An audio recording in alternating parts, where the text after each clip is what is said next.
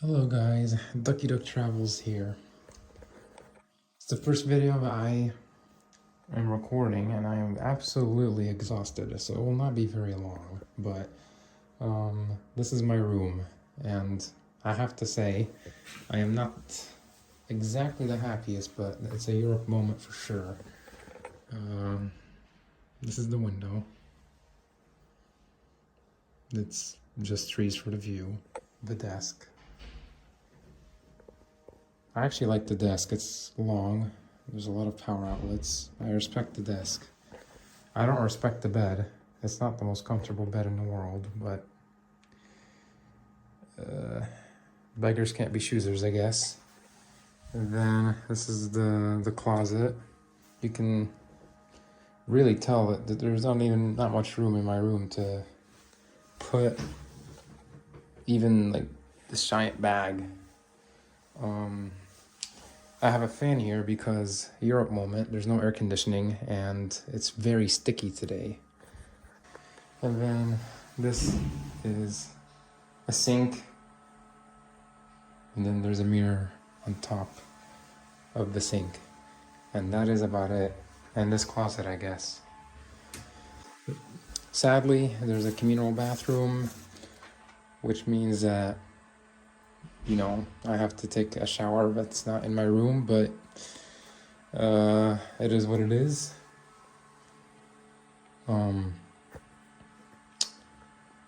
Hopefully I can, my plan is to try, I've played this game on hard mode because I did not bring any body wash, and I don't really want to use the body wash that I found in the public bathroom. So the plan is that before the stores close at night, I will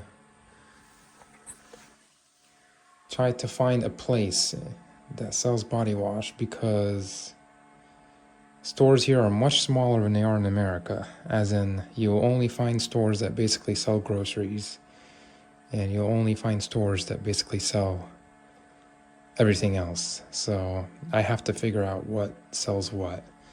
And because today was very hectic and I felt like it wasn't very organized by the university, I am kind of a little bit lost into what sells what and what's near me. So I think Google will be our ultimate friend.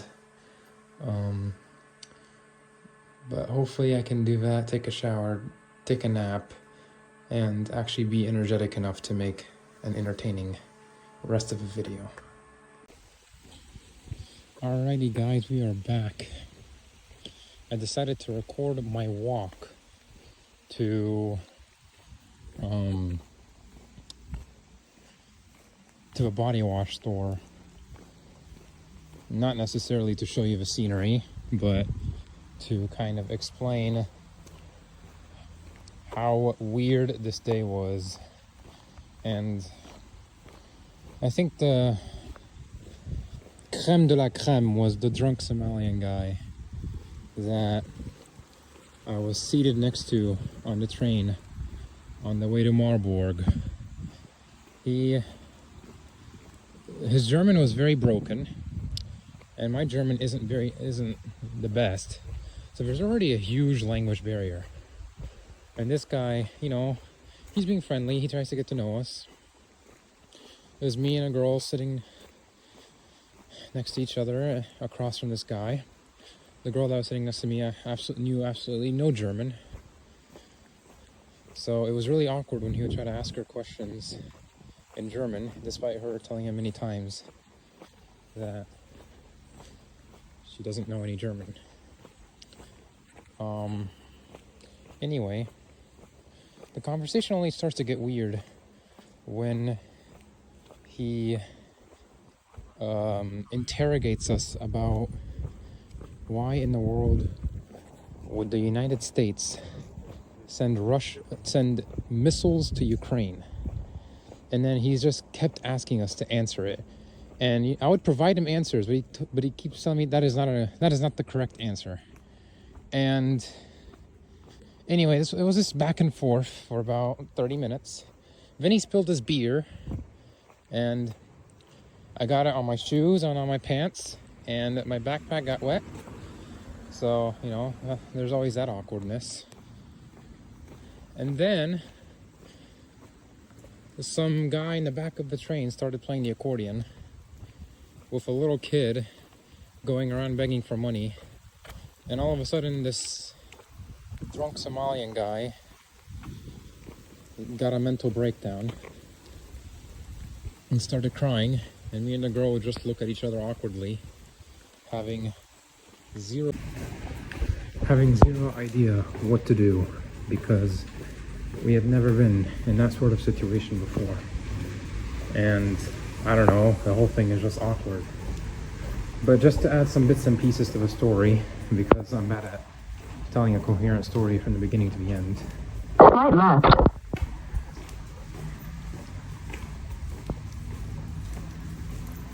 When I asked him where he was from, he told me to guess, which I don't know.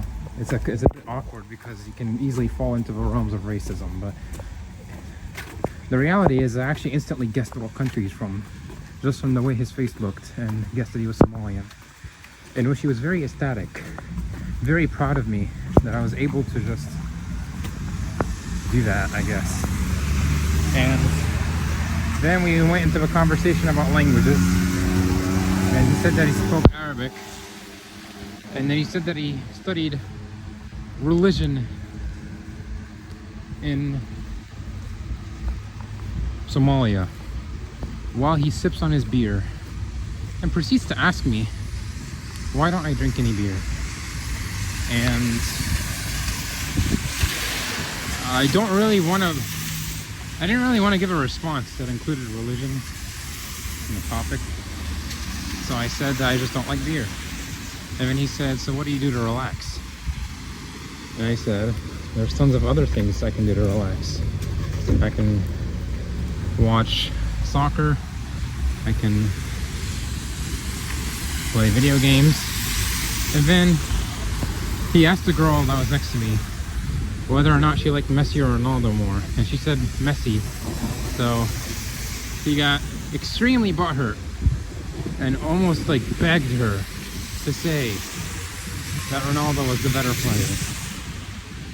And it was just a stupid back and forth where both of them are clueless about the sport, arguing. And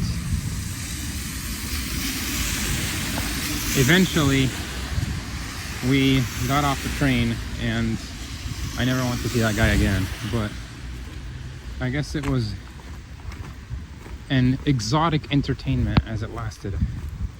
However, something tells me that a drunk guy on a train drinking a beer and spilling it on me, it's not going to be the last time that happens, sadly, because something I've noticed is that alcoholism is very vibrant in this country. But yeah, that's that so far. My initial impressions are not very good, but I hope that it improves, and I plan to remain open-minded despite my journey just being slightly harder than I expected it to be. With a lot more waiting, a lot of lack of organization from the university of getting us a room in time or actually telling us kind of what's going on. And yeah, hopefully I will come back later tonight, and maybe I'll record another walking video when it's not raining. I want to figure out how to rent bikes here, because it would save me a lot of time. Not that walking is difficult, but I'd rather save a little bit of time than to just continuously walking. Until next time. Alrighty guys, we had a pretty rough walk to the shampoo place, mostly from my own weakness, and also because I am not used to walking up really uphill roads. However, we made it, and I have something that was on my bucket list to reward myself with it.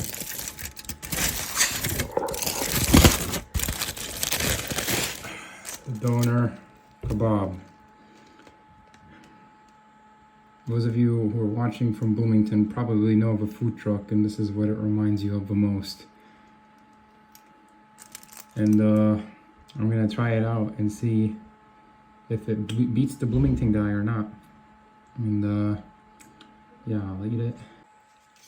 Alrighty guys, so I have finished the sandwich and I have made my verdict. I think to everybody's surprise, I actually prefer the Bloomington doner better. Because ultimately I think this sandwich that I ate lacked a lot of spice. It lacked a lot of factor. I was not a fan of whatever I'm not a fan of the yogurt sauce that they put. There's no way that is tzatziki. I did not taste anything tzatziki about it. And I don't, part of me makes me think is because I think this restaurant is Syrian and not Turkish. And they must have embedded some of their own culture into it. The bread was also, I mean, I liked the bread. It was fluffy, but I felt like it was too much bread.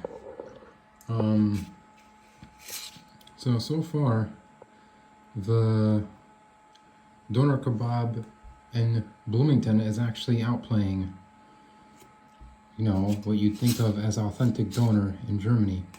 However, in the city of Marburg alone, I think I saw about 4 doner restaurants. So I'll try the other ones and see if any of them can outrival Mr. Doner Guy in Bloomington. But I think that will be the content for today. Thank you so much for watching. Please like and subscribe, and I will see you again when I'm hopefully more energetic tomorrow.